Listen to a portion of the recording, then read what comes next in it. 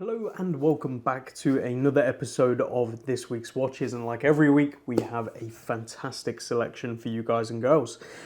So yeah, we're in December as of the time of watching this video. This year is coming very quickly to an end, and what an incredible and strange year it has been for us all.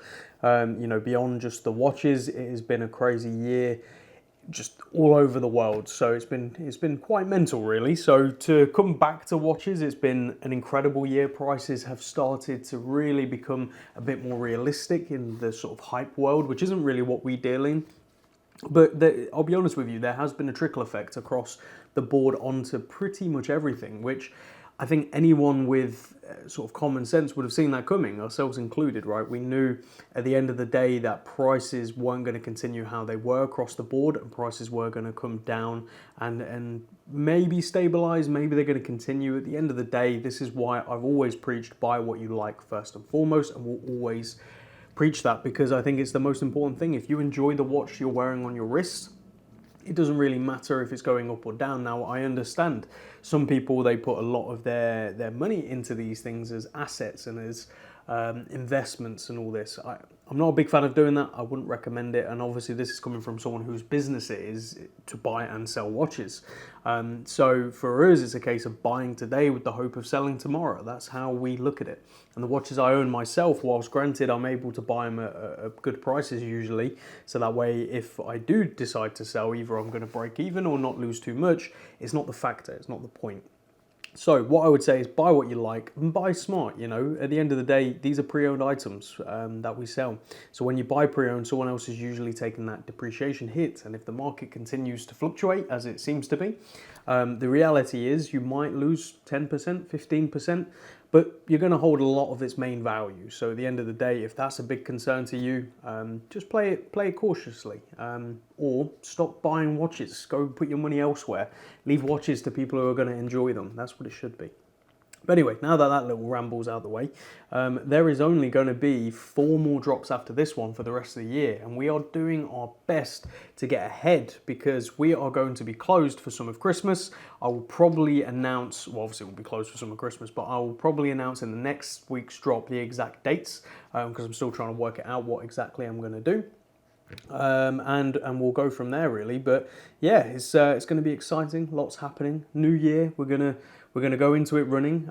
There's a lot of big plans, a lot of things I want to do, but it's going to very much depend on how things go. Because at the end of the day, it'd be silly for us to commit to all of these big grand ideas if things are going to slow down and the markets are going to change. Because are we heading into a recession? Are we already there?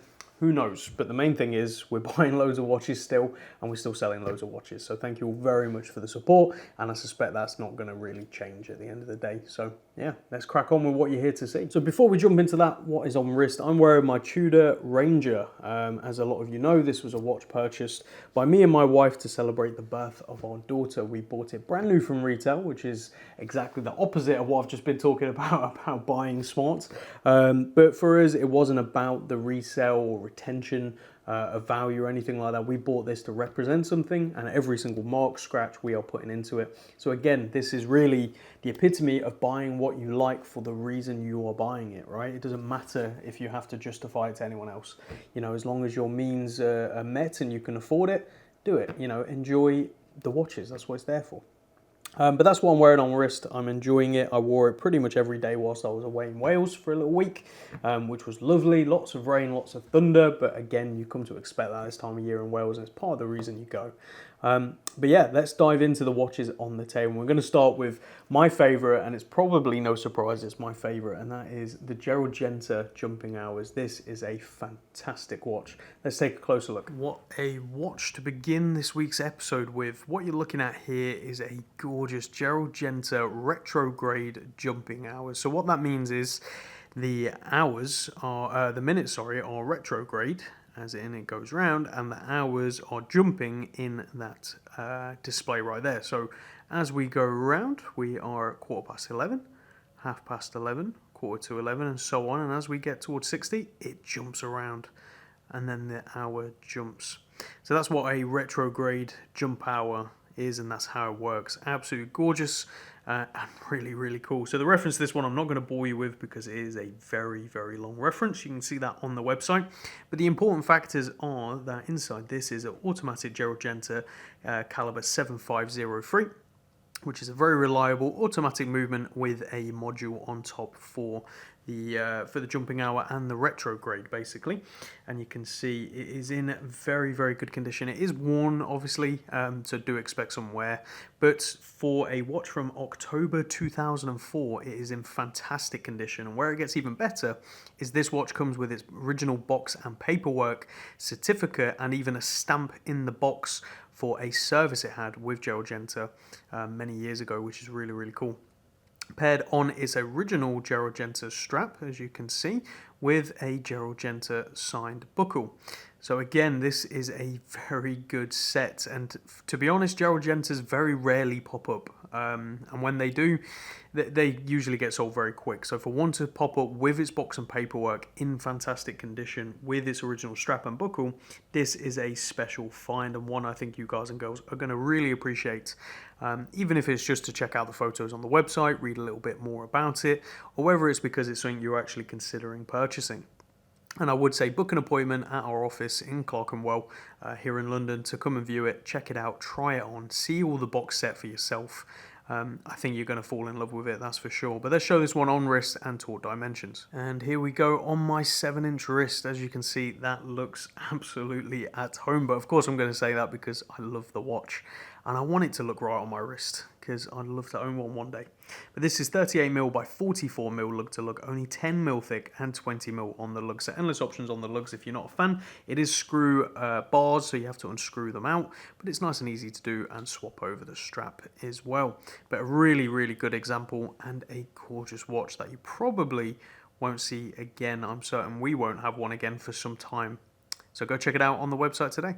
From there to easily my second favourite on the table, and again it's probably going to be no surprise, and they couldn't be any further from the same.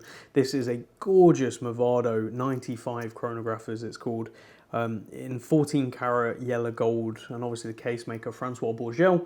Anyone who knows me knows I love Francois Bourgel cases, and I have owned and collected many and have quite a few still in the personal collection. I think they're fantastic. So let's take a closer look at this gorgeous watch. Next up, as I said, another one of my favorites. This is a absolutely stunning Movado 95 chronograph, as they're commonly referred to, because inside is the infamous manually wound Movado caliber 95, which we'll talk more on in a second.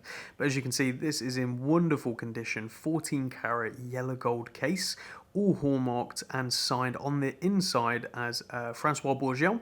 Francois Bourgel is famous for working on some of the most iconic Patek chronographs in the day. He's also worked with many brands, including obviously Movado, Mido, and others. And he's famous for this kind of case design with these iconic, beautifully sculpted lugs, very, very nice bezels, and a very well machined screw back. That's usually how his watches look. You can see you've got a really nice Bourgel crown as well, and pump pushers which look fantastic. The dial, all original and patinaed beautifully. Original hands on the on the chronograph as well. As you can see, they've got that really iconic sort of squiggle to them. There is a name for them. I can't remember off the top of my head, but really, really wonderful. The reference to this one is 3801/94038. And as you look at the bracelet, you'll think that looks bloody good. So this isn't solid 14 karat gold, but it is a period correct Hadley USA bracelet. And where it's really interesting is you have your traditional lift up, and you can see there's little ratchet signs right there. Beautifully machined, and when you've opened it, this is free flowing. So what you can do, you can move it all the way out, clip it down on wrist like so, and then this ratchets in or out, and once you've got it in and clipped down, it will stay in nice and secure, which is really good. And a beautiful bracelet. Obviously it is period correct, so do keep in mind circa 1950s. It has got some wobble to it, it has got some movement, Would it be more secure on a strap? Probably, but it's nice to have something like this. It really goes with the design, and we will obviously include a leather strap as well, which I think will look fantastic. So let's show this one on wrist and taut dimensions. And here we go on my 7-inch wrist. Back when chronographs were traditional sizes, for me, I love it. I know some of you out there think this is probably too small, but I think it's perfect. This is 35mm by 42.5mm lug to lug, 13mm thick and 18mm on the lug, so endless options if you want to swap out this bracelet for a strap. But really gorgeous example and one well worth checking out. Again, even if it's just for the photos, I mean, look at those applied numerals when it catches the light. Truly special. Go check it out on the website today. From there, switch gears a little bit to the Bond watch. This is the No Time to Die, and as a lot of you have probably seen, Omega have just announced a blue dial version in stainless steel, I believe. It looks okay. I massively prefer the look of this one, I think, and I'm not just saying that because we have one for sale, but I genuinely think this looks so much nicer. The faux patina, the titanium, this feels more like a Bond watch than that blue one. The blue looks very bright.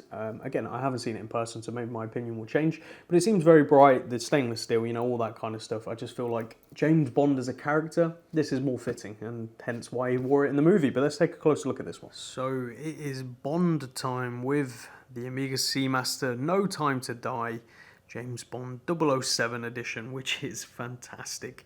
As always, a really long reference with Omega, so you can go check it out on the website if you are interested. But importantly, this is grade 2 titanium all the way around, which is absolutely gorgeous. It has a really nice darker grey tone to it, which I'm a big fan of. This is a worn example, so there are some signs of wear, but it's nothing major. You know, I would happily own this watch and know that I can just put it on, wear it, not worry about it, because it's already got a few scratches here and there. Obviously, the clasp always gets a bit more scratch than most places, because that's the part that hits the desk or the table and things like that. And this is the upgraded bracelet. So we've sold one in the past. And that was when it first came out, before the film had even been released, because as a lot of you know, No Time to Die was delayed on delayed. So we had one, and it had the older generation bracelet, which I think had a different clasp. To be honest, it's not a huge amount different. I can't really tell the difference straight away, but there is a difference apparently. So this puts this one in 2021. And the reason I say it puts it in 2021 is because typically the card is stamped, but it hasn't got the date signed, so it's an open card as they call it. But it's definitely 2021 because of the upgraded bracelet.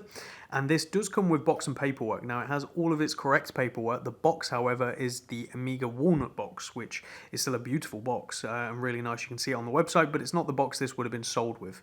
The story is, and the one I believe to be true, the customer who originally bought this kept that original box because it is beautiful, and I can say from having sold one, it is very, very nice. Does it make a difference to the wearing of the watch? Absolutely not. I mean, if it bothers you, fair enough. Getting one's going to be very difficult, I'll be honest with you. But we've priced it as such. You know, this is the cheapest one out there by a fair mile, if I'm not mistaken. So you'll be getting yourself a deal, and you don't wear the box. So that's what I've got to say. Inside is the automatic Omega Coaxial 8806, and you can see it's got all of the military style markings, which is fantastic. You've got the broad arrow on the dial and that faux patina, which I am a big fan of with this titanium case, and the colour, the overall colour of this watch. And I wish they'd done this in steel with this colour. I think it would have worked really well rather than the new blue, but that's just me personally. But let's show it on wrist and taut dimensions. And here we go on my 7-inch wrist. It looks fantastic. I'm a big fan of how this watch looks. So 42mm by 49mm lug to lug, only 13mm thick and 20mm on the lug, so endless options if you want to swap this out. But I think it looks fantastic and a really, really great buy at our asking price as well. So go check it out on the website today. Next, let's go over to the IWC Big Pilot Spitfire in green with the bronze case. This is fantastic. And again, I think I mentioned it in the description on the website. Make sure you always read those. Is helpful. But, you know, for me and for a lot of people, I hear the criticism of IWC that they're too big, and it's even in the name, right? Big Pilot. but this wears surprisingly well, and it is not a big watch. You know, it's totally wearable, and I think it looks fantastic. So let's take a closer look at this. So as I said in the intro of the video, often people's criticism of IWC is their size, and to be fair, they do make some humongous watches, and we've had some of them, the 46, 47mm Big Pilots, but this one, even though it has the name Big Pilot, wears incredibly well at 41mm, and we'll show it on the wrist here shortly. But what you're looking at is the Spitfire IW387902. This one's from August 2019 with its box and paperwork, as you'd expect, with that stunning green dial, which just looks so good, with the gold on the inside and the bronze case, which for those of you who know me, you know I'm not a huge fan of bronze, but I think when it's done right, it can look fantastic. In this case, it does. And the way this is patinaed, nothing has been done to this. This hasn't been cleaned up since purchase. So this is just natural light patina from pretty much being stored away, because the gentleman who owned this hardly wore it, as you can see. So how it's going to patina over time is going to be very interesting. You have a steel back, which I much prefer, because bronze on the skin for a long period of time, not particularly nice. Comes paired on its original strap with its original bronze IWC buckle.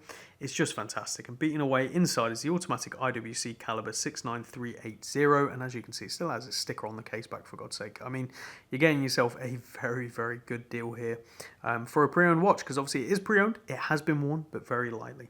So let's show this one on wrist and talk dimensions. And here we go on my 7-inch wrist. To me, that looks fantastic. I absolutely love how this looks.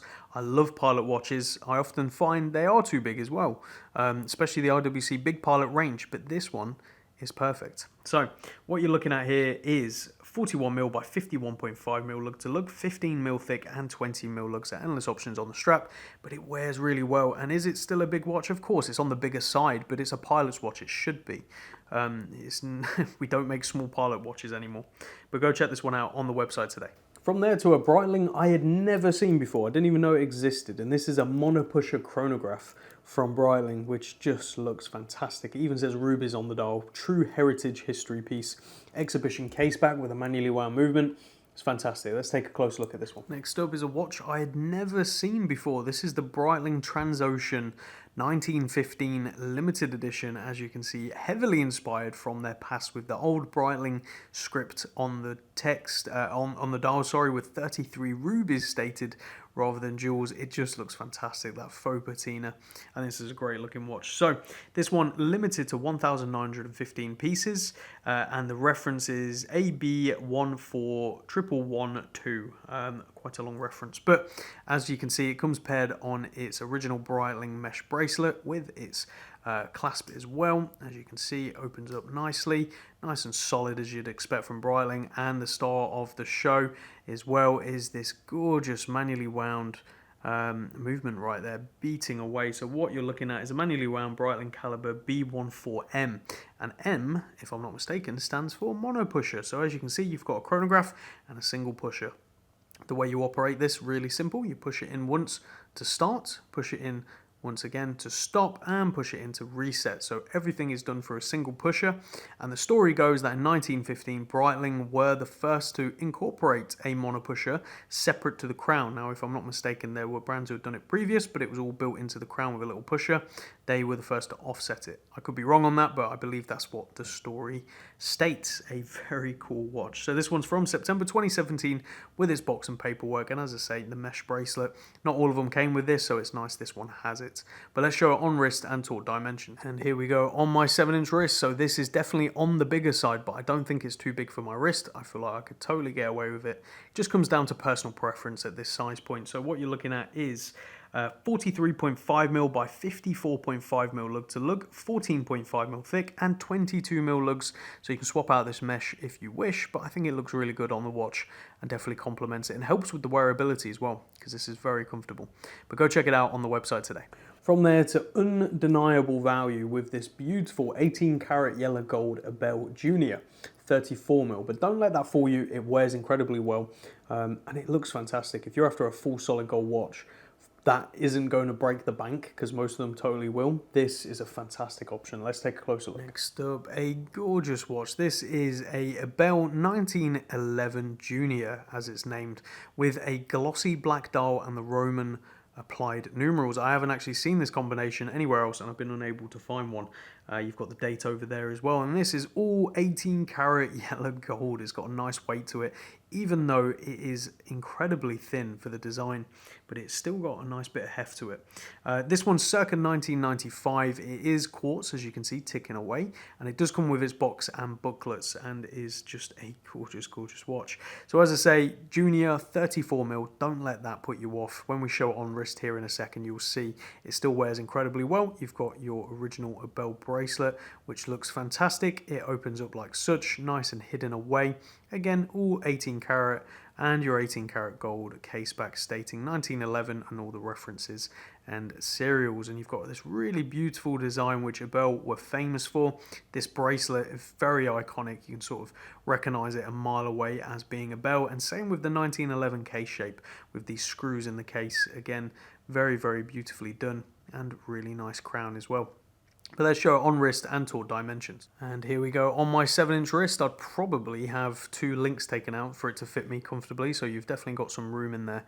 You can see how good that looks. Now, I personally think yellow gold clashes a bit too much with my skin tone, but it looks really, really good nonetheless. So this is 34mm by 38mm lug to lug, only 7mm thick, so it's really thin on the wrist, and 19mm at the lugs. Which you could get a strap made for, but it'd have to be made because of the way the ends work. But a really good looking piece nonetheless, so go check it out on the website today.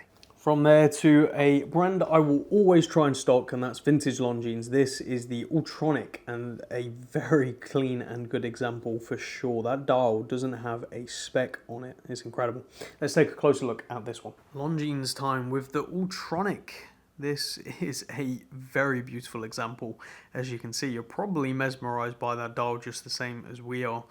Really, really clean silver dial with the red accents and the red second-hand or orange, depending on which light you're looking at it from. You've got the original tritium lume plots in there, tritium on the hands, all intact and looking fantastic. Date over there, and you can see that second hand spinning smoothly around. That's because the Ultronic is a electronic with the Longines caliber 6312. The reference to this one is the 8623-3, and this one is from circa 1974 in fantastic condition. As you can see, original Longines crown, nice nut screw case back. Just overall a really beautiful design, especially for the money, and you can see it's paired on a suede strap, which for those of you who know me, brown suede is my go-to, but I think it looks fantastic on this regardless. So as I say, 1974, and they're just not going to appear like this for too much longer. At the end of the day, these watches were worn. They were used as tools back in the 70s. There weren't collectors out there picking these up and putting them away to sort of preserve them. It just wasn't happening. So to keep finding them like this is just not going to happen. But they show on wrist and taught dimensions. And here we go on my 7-inch wrist. It looks perfectly at home. I like these smaller case shapes, and I think they just look really good. So what you're looking at is 35mm by 42mm lug to lug, 10mm thick, and that is including that nicely domed acrylic crystal, and 18mm on the lug. So if you're fed up with my brown suede straps, you can certainly swap it out nice and easy. But go check this one out on the website today. So our first Mule Glasuta, I'm probably butchering the pronunciation as always, but this one is the 29ER model, which it is known as, and it has this gorgeous dark blue sort of, it's almost black dial, which has got this really subtle texture to it, like a patina on sort of like a ship or something like that. It just looks fantastic. Really nice handset. Overall, I'm very impressed with the brand and what they're producing. You know, I've seen them at watch events and watch shows and handled them for brief moments, and I always thought they're pretty good, but having one in stock finally and giving it a bit more chance in the hand, I have to say it is built very well. You've got nice attention to detail with the date over there. The strap is fantastic. It's got this texture to it. Again, I don't know how intentional this was, but it looks really, really good, and I think suits the watch perfectly. So the reference to this one is the M1-25 -70, and as we flip it over, you can see a nice exhibition case back with a beautifully modified rotor right there. This is a Sellita SW300-1, and this watch is from August 2020 with its box and paperwork as well. Just a damn good looking watch. Screw down crown, really interesting case design, the way the case shape is constructed, and with the lugs that flare outwards, again a nice little touch that really adds to the design. But let's show it on wrist and talk dimension. And here we go on my 7-inch wrist. It is a very cool looking watch on the wrist and a very interesting wearing experience with those lugs that flare out. Again, you don't see this sort of stuff often. So what you're looking at is 42.5mm by 48.5mm lug to lug, only 9.5mm thick, so under that 10mm, and it just wears really, really well. And 22mm on the lugs are endless options, although I think this strap suits it perfectly. And again, massive fan of the strap and the texture. It looks brilliant. But go check this one out on the website today. It's priced to fly.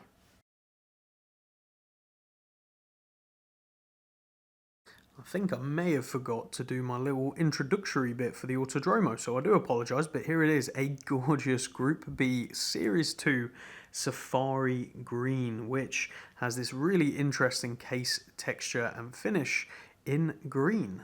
It won't be for everyone, and that is completely fine, but I think it adds a real robustness to the sort of design, and it looks fantastic, especially contrasting against that deep green dial. And obviously you have the infamous or famous Autodromo titanium and steel combination. Really interesting crown as well, and their overall motor inspired design, which I'm a huge fan of. I think it looks absolutely fantastic, and I like what Autodromo are doing as a brand in general. The reference is the BP-005, and inside is the automatic Miyota caliber 9015, so part of the 9000 series from Miyota. A very reliable, very robust movement that you don't have to worry about. Obviously it has hacking as well, and it has had the date removed, so there you go, so no date on the dial, which again helps with the aesthetics. This one's from September 2020, does come with its box and paperwork, and the paperwork is in the form of the plaque on the box. They don't have any additional paperwork, that's something Autodromo do, but again, for the namesake of box and papers, it is correct and complete. I'm stumbling over my words today, but let's show this one on wrist and talk dimensions. Here we go on my 7-inch wrist. That case shape and the way that bracelet comes straight off. I mean, look at that aggressive lug design where it comes straight down. It's fantastic, and it hugs the wrist perfectly. So what you're looking at here is 39mm by 50.5mm lug to lug, only 10mm thick and 20mm at the lugs. A very interesting design, a really good looking watch. And again, if you're a fan of green, I think this is going to be right up your street. So check it out on the website today. From there to an Ikepod Duopod in midnight blue, a very good looking watch and just really cool. It's great to see the brand back, and it's great to have seen them bring it back in an affordable way, because at the end of the day, Ikepod now, vintage Ikepod, very hard to find for one. In good condition, it just very rarely happens, and they are getting very expensive. So to be able to get the design and the sort of the character you want out of Ikepod in an affordable range, I think it's great. And when it becomes pre-owned, it's ridiculously cheap. I mean, what are we asking? I'm just going to say, I don't usually say the price in the videos because obviously people watch this a year down the road, but $395, just under £400. That's insane to me. Let's check it out. So Ikepod time with the Duopod in midnight blue, a fantastic looking watch. Very hard to capture because of how domed that crystal is and how domed the whole case is. Very UFO in design, a nice recessed crown, as you can see right there. Screw down case back, very different to the monocoque design of the past, but much easier to maintain and change batteries.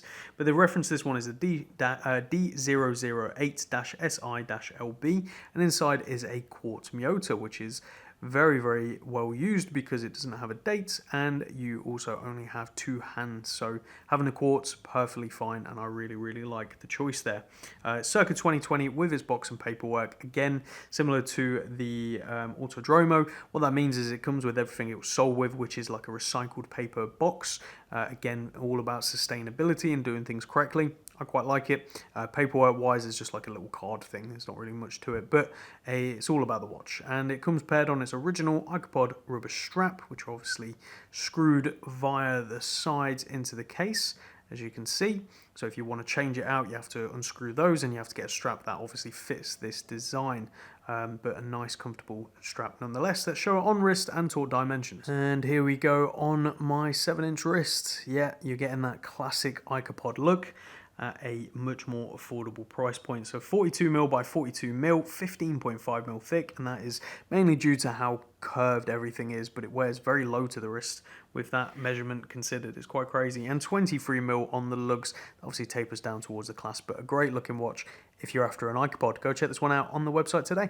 And the last watch on the table is a brand I'd never heard of before, and then I had 3 all at the same time. 2 have already sold, and this is the last one remaining. NWC Naval Watch Company, and this is a lowercase limited edition. Just a cool looking watch and very, very affordable. Let's take a closer look. And last but certainly not least, a NWC, which is Naval Watch Company in collaboration with Lowercase, which I believe is a retailer. Limited edition of 100 pieces with this sort of military homage design.